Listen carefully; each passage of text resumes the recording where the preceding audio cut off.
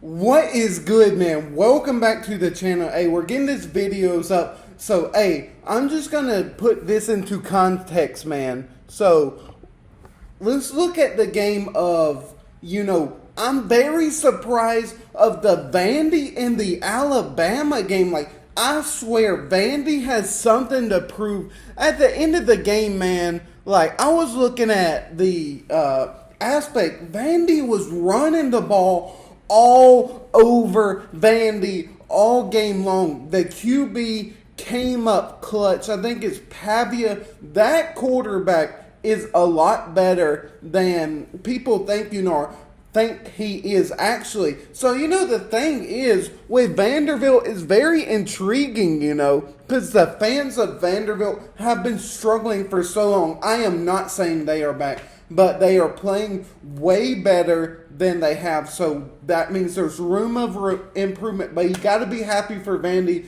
They're in the SEC, man. They're struggling, and they just beat Georgia the previous week. You think their confidence would be like extremely high, like up here, and then you beat Georgia, who was number 2, and then you go back and lose to an unranked Vandy who lost to Georgia State. So, fans of Vanderbilt, man, they dance onto the field, jumping up and down. They were happy. They tore down a freaking goalpost. But you got to do that when you are you beat the number 1 team in the nation. They deserved it. And, so this was a historic win for Vandy because, this was the school's first number 1 overall team. As I saw in the game, they were 0-60 versus like top 5 teams. So the thing is, the running back did run for 2 touchdowns, torching Alabama's rushing defense, and they had a pick 6 as well. So they actually did their thing. Diego Pavia, the QB for Vandy, outplayed Heisman contender Jalen Milroe, man. As the thing is with Vanderbilt, they stunned Alabama 40-35 on Saturday for the Commanders' first win over a top-ranked team. So that's the thing is Vandy. They're 3-2 and they're 1-1 in the SEC. So they were 0-60 all time versus AP top 5 teams before Saturday. This was the longest streak in the poll since like 1930s, man. So, Vanderbilt hadn't beaten Crimson Tide on the field in over 40 years. So, but they snapped a 23 game skid, making the big play after a big play to give Clark Lee, the head coach of Vandy, the alma mater's biggest win ever. So I really think this head coach is doing the right job at Vandy as he is doing his thing. He doesn't have like the best talent in the world to say, but hey, you have to have heart over skill set sometimes. As you don't have the best skills set guys out there, but hey, you have to play with heart, and that's what Vandy did to win. So, this was really a dream scenario to top the number 1 team and to prove yourself in the SEC. So, it's weird to say this, but Vandy they're still in the SEC hunt. They're still going. Even though they lost to Georgia State, they're 3-2. They still have a chance. They still got to play Georgia and these other teams, but we'll just have to see how long this will last. So, hey, you never know. Alabama just moved to the top, AP top 25 win over Georgia, as I mentioned.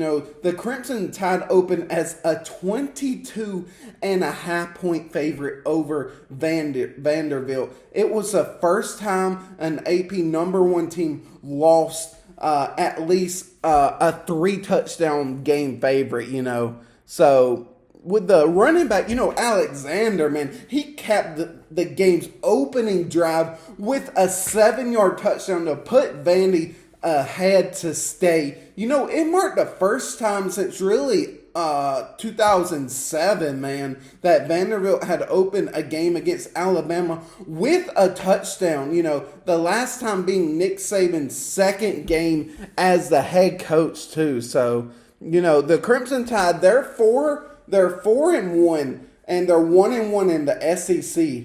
So they beat Georgia, lost to Vandy. Those are crazy numbers right there.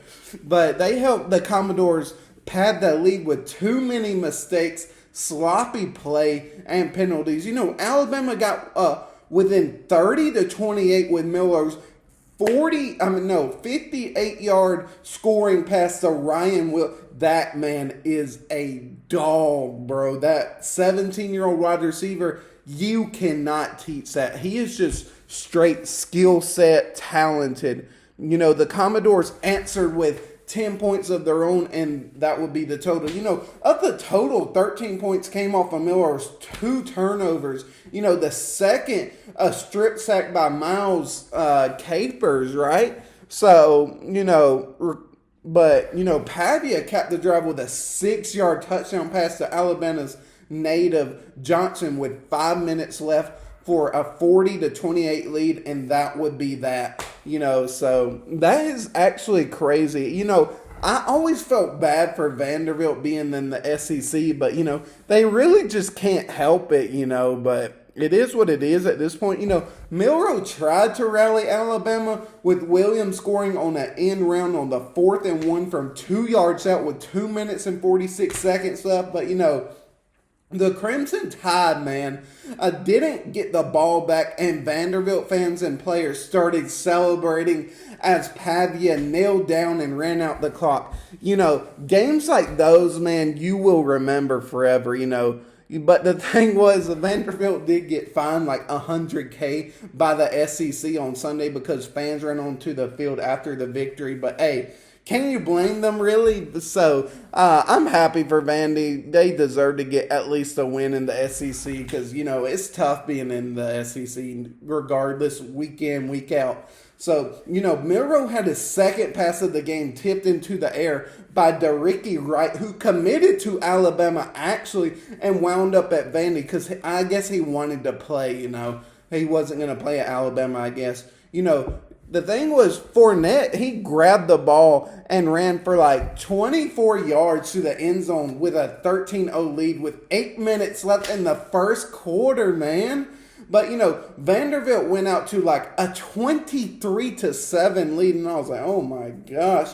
Just the second time in the past 10 seasons that a number one team that trailed, you know, an unranked opponent by 16 or more points, which is crazy.